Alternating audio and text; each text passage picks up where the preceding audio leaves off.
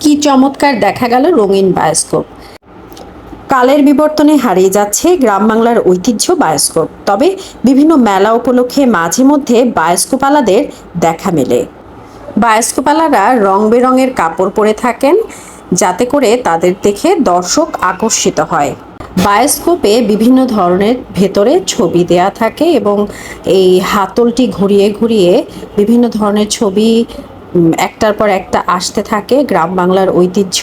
সেই সাথে যিনি বায়োস্কোপালা থাকেন তিনি বিভিন্ন ধরনের মুখে গান বাজতে থাকেন।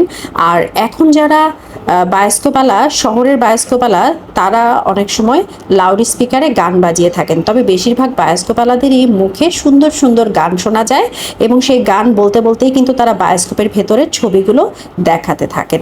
গ্রাম বাংলার একটি সুন্দর ঐতিহ্য আমাদের এই বায়োস্কোপ।